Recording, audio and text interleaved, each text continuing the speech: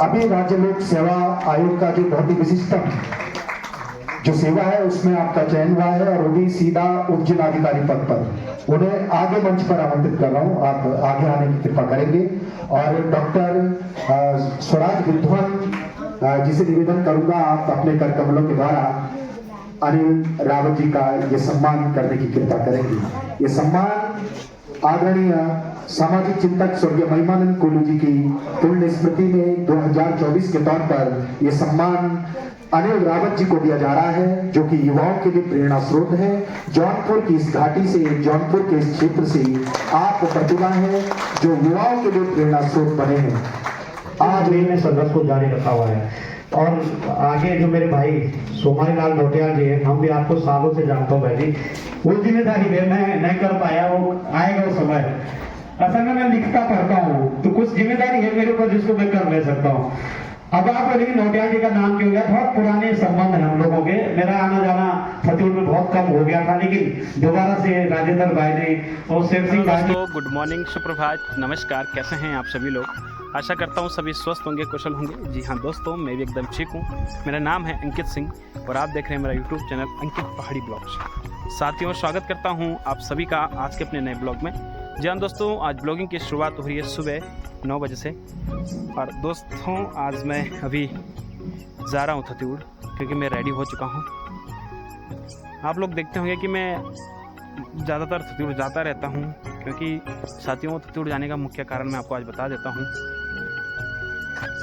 1 वर्ष पहले मेरे दादाजी एक्सपायर हुए थे और उसका एक प्रोसेस है कि जो ज़मीन जायदाद होती है उसे दाखिला बुझाना पड़ता है, और जो दादाजी की औलाद हैं उनके बेटों के नाम पे ज़मीन नाम होगी। तो यानी कि मेरे पापा लोगों के, मेरे चाचा लोगों की ज़मीन नाम होनी है, जिसके कारण 1 साल हो गया है और अभी तक काम ऐसा ही पेंडिंग पड़ा है, क्योंकि कुछ अधिकारियों से रुका है काम और कुछ हमारी वजह से भी रुका है। लेकिन आज फिर अधिकारियों ने बताया है, क्योंकि पंचायत मंत्री जी से बात हुई थी तो उन्होंने कहा है आज कि आज थत्यूड़ आना है तो उस कार्य को करेंगे। तो दोस्तों, इसीलिए मैं अभी जा रहा हूँ थत्यूड़, और आज का ब्लॉग थत्यूड़ के लिए समर्पित है।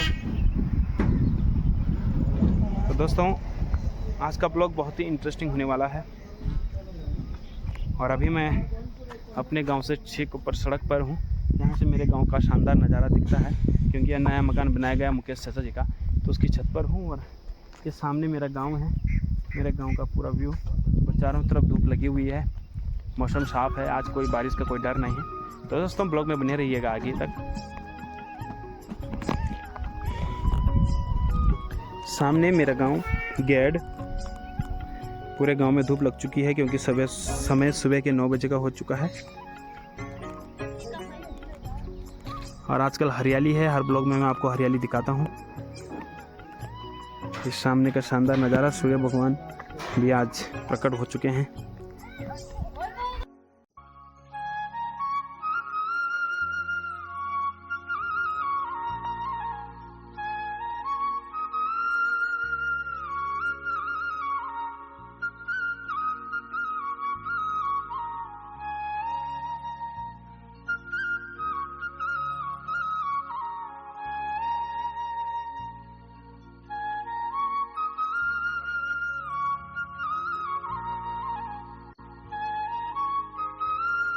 और कि ग्राम सभा खैरसी का गांव इतना शानदार है कि पूरे, जिसे हम कहते हैं वो रौनकिया गांव है, संस्कृति प्रेमी और अतिथि सत्कार जहां अच्छे से होता है, ऐसा एक जौनपुर का गांव।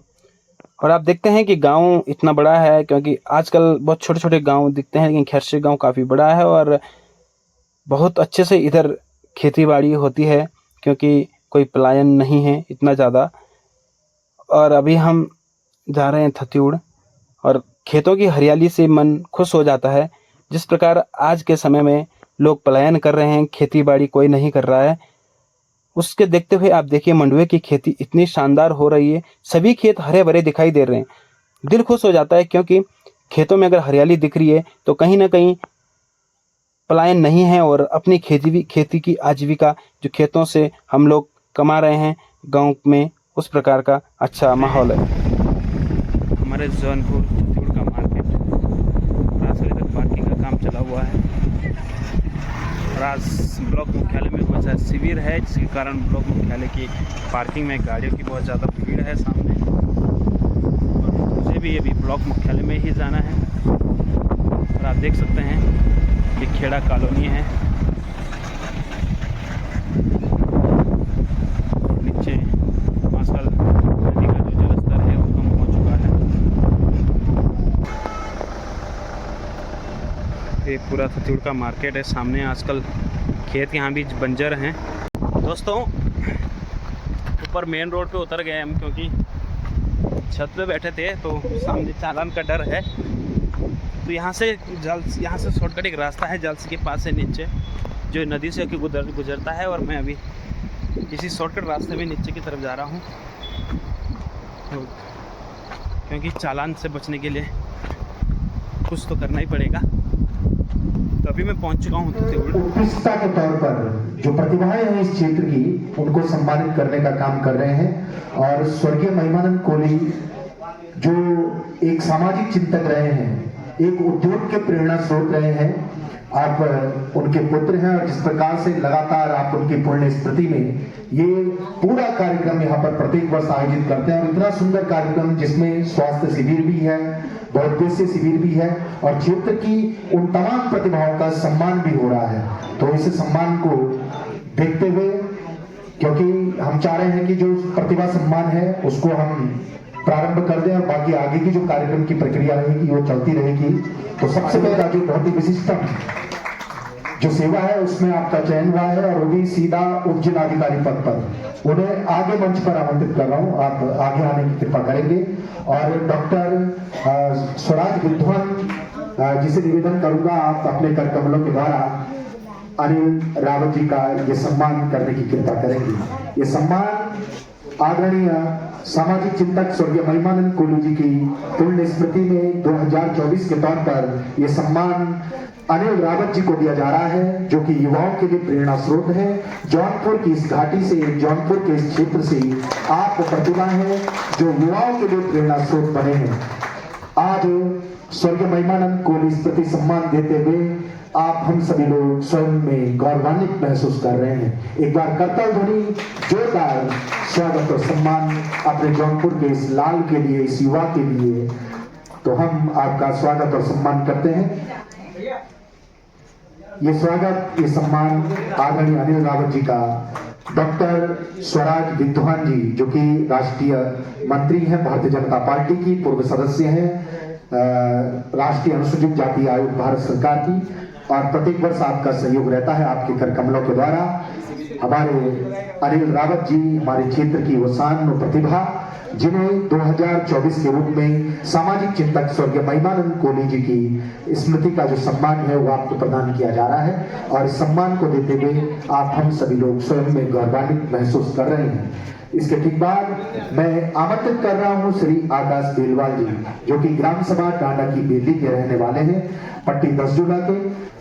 और आपका जो चयन हुआ है वो खंड विकास अधिकारी पद पर हुआ। एक बार जोरदार तालियां आपको मैं मुख्य मंच पर आमंत्रित कर रहा हूं। श्री संजय नेगी जी, माननीय अध्यक्ष पिछड़ा वर्ग आयोग उत्तराखंड सरकार के कर कमलों के द्वारा आपको आज 2024 का जो स्वर्गीय महिमानंद कोली स्मृति सम्मान है वो प्रदान किया जा रहा है। और ये सम्मान आपको, हमारे युवाओं के लिए जो प्रेरणा आप बने हैं, ये सम्मान आपको दिया जा रहा है। तो एक बार जोरदार तालियों से आकाश बेलवाल जी का हम स्वागत और सम्मान करते हैं।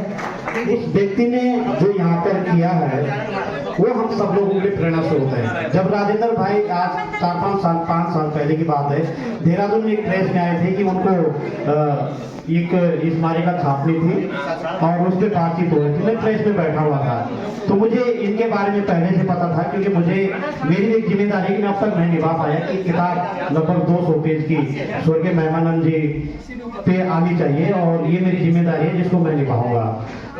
तो उसी को प्रेरणा लेकर के मेरी एक किताब आ रही है, स्टोरी ऑफ सक्सेस करके, जिन्होंने पूरे उत्तराखंड में अद्भुत काम किया है स्वरोजगार को लेकर के, उनकी वो कहानी है।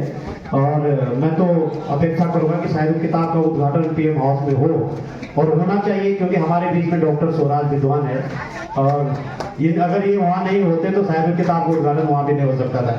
तो खैर मैं सबको प्रणाम करता हूँ। मैं नाम इसलिए नहीं लूंगा कि हमारा जो प्यार है ना वो सुनील से हो रखा है। और आप पूछेंगे तुम्हें सुनील से प्यार क्यों हुआ? क्योंकि हमारी बहन ने उससे पहले प्यार कर दिया था, तो इसलिए हमको उनसे प्यार करना पड़ता है ना। तो ऐसे सुनील, बहुत प्रतिभा है सुनील के अंदर। मैं सुनील से बोलता हूँ कि रिलेशन में बहुत सारी चीजों में हम बहुत प्यार करता हूँ उससे। और सुनील सजवान हमारे पूरे गंवाई जौनपुर की एक शान है। जब वो बोलते हैं तो लोग सुनते हैं और बैठ जाते हैं बड़ी इत्मीनान। उस मेहनत को मैंने अपने आंखों से देखा, कई सालों से देखा है ना, और उन्होंने भी देखा। तो ये जो संघर्ष है, इस संघर्ष को लगातार जारी रहना चाहिए, जैसे सुनील ने संघर्ष को जारी रखा हुआ है। और आगे जो मेरे भाई सोमारी लाल नौटियाल जी हैं, हम भी आपको सालों से जानता हूँ भाई जी। वो जिम्मेदारी है मैं नहीं कर पाया, वो आएगा वो समय। असल में मैं लिखता पढ़ता हूँ तो कुछ जिम्मेदारी है मेरे ऊपर जिसको मैं कर ले सकता हूँ। अब आप लेकिन नौटियाल जी का नाम क्यों गया? बहुत पुराने संबंध है हम लोगों के। मेरा आना जाना फतेहपुर में बहुत कम हो गया था, लेकिन दोबारा से राजेंद्र भाई ने और शेर सिंह भाई तो यहाँ आई, जिनके गीत हम पहले से सुनते थे। उनसे पहले हम चमोली जी के गीत सुनते थे। अब तो चमोली जी बक्ता हो गए, गीत से बक्ता हो गए, तो गीत आपको गाना ही पड़ेगा कभी न कभी वहाँ।